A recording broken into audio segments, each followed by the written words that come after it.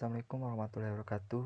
Saya akan melanjutkan cerita rakyat Nusantara, yaitu Sumatera Barat.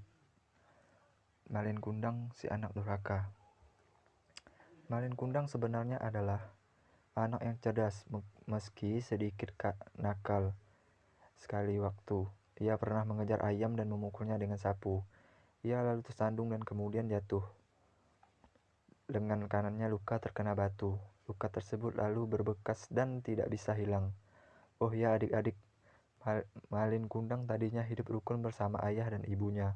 Namun pada suatu waktu, karena kondisi keuangan keluarga memprihatinkan, sang ayah memutuskan untuk mencari nafkah di negeri seberang dengan mengarungi lautan yang luas. Hari berganti, bulan berlalu dan tahun demi tahun terlewati. Ayah Malin tidak pernah kembali, sehingga ibunya harus menggantikan posisi ayah main untuk mencari nafkah. Beranjak dewasa, Malin Kundang mulai merasa kasihan dengan ibunya yang banting tulang mencari nafkah untuk membesarkan dirinya. Ia berpikir untuk berlayar mencari nafkah di negeri seberang dengan harapan nantinya ketika kembali ke kampung halaman, ia sudah menjadi seorang yang kaya raya. Malin kemudian menemui seorang nahkoda kapal dagang di kampungnya, yang dulunya miskin namun sekarang sudah menjadi seorang yang kaya raya. Udah bawalah saya mengarungi samudera supaya bisa mengumpulkan banyak uang dan kaya raya seperti kau, kata Malin kepada nahkoda kapal. Uda adalah panggilan untuk abang atau kakak laki-laki dalam bahasa Padang. Wah, anak muda, kau datang di saat yang tepat. Kapal ini sedang membutuhkan awak. Anggota kami yang terakhir baru saja membatalkan perjalanannya. Tapi kau mesti meminta izin kepada ibumu terlebih dahulu, karena kau adalah anak laki satu-satunya. Dia pasti berat melepaskan kau berlayar. Malin Kundang kemudian pulang ke rumah dengan hati ragu. Ia mencoba mengutarakan keinginan itu kepada ibunya. Bundo, saya ingin sekali berlayar mencari nafkah di negeri seberang. Kita sangat miskin. Untuk membeli lauk pauk pun sering tak ada uang. Tidak, Malin. Hanya kau yang aku miliki di dunia ini. Apa kau mau mengikuti jejak ayahmu yang tidak pernah kembali itu? Mata ibu Malin berkaca-kaca. Tapi aku bukan ayah. Aku pasti akan kembali untukmu, Bundo. Kumohon, izinkan aku berlayar. Jika aku terus di sini, aku merasa semakin menderita menyaksikan kemiskinan kita yang sangat memprihatinkan ini. Malin terus mendesak. Beberapa hari kemudian, ibu Malin Kundang akhirnya menyetujui permintaan anaknya. Walau dengan berat hati, setelah mempersiapkan bekal dan perlengkapannya secukupnya, Malin segera menuju ke dermaga dengan diantar oleh ibunya. Anakku, jika engkau sudah berhasil dan menjadi orang yang berkecukupan, jangan kau lupa dengan ibumu dan kampung halamanmu ini. Nak, ujar ibu Malin Kundang sambil melinang air mata.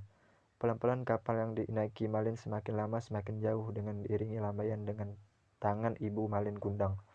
Perempuan renta itu terus berlinang air mata, sampai kapal itu hilang dari tatapan matanya. Ia masih tetap menangis. Di tengah perjalanan, musibah menimpa Malin Kundang.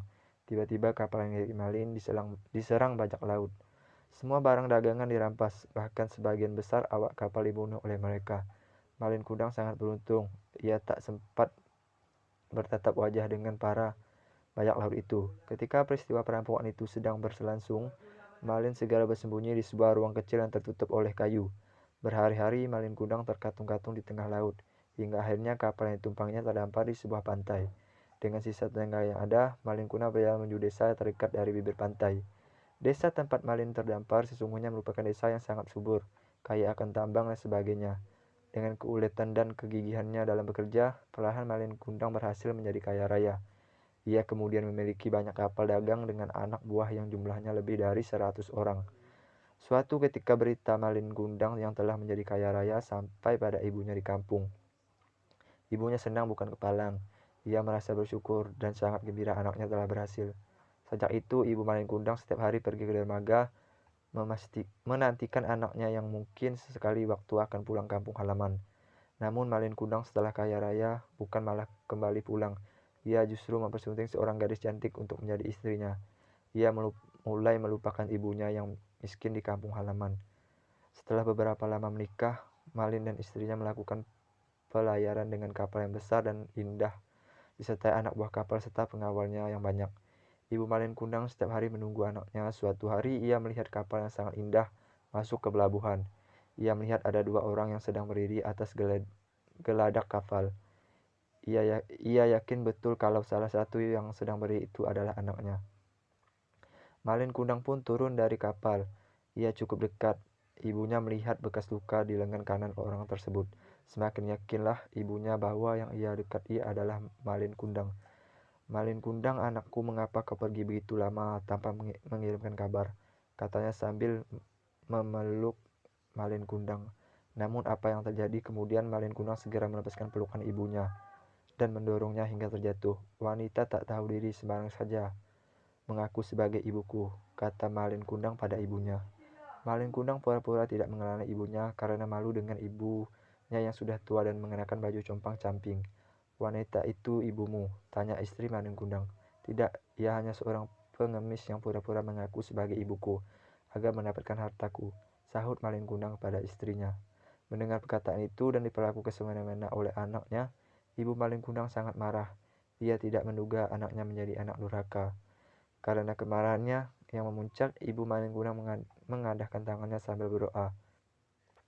Oh Tuhan, kalau benar ia anakku, aku sumpahi dia menjadi sebuah batu. Tak lama kemudian, angin berguruh kencang dan badai dahsyat datang menghancurkan kapal Malin Kundang.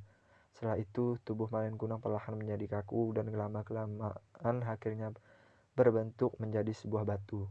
Bukti autentik, adik-adik, di pesisir pantai Air Manis yang terletak 15 km dari kota Padang, Sumatera Barat, terdapat sebuah batu berbentuk manusia. Konon menurut legenda yang turun-temurun dari masyarakat sekitar, batu itu tadinya adalah seorang anak bernama Malin Kundang. Ia dikutuk menjadi batu karena durhaka pada ibunya. Sekian dari saya. Assalamualaikum warahmatullahi wabarakatuh.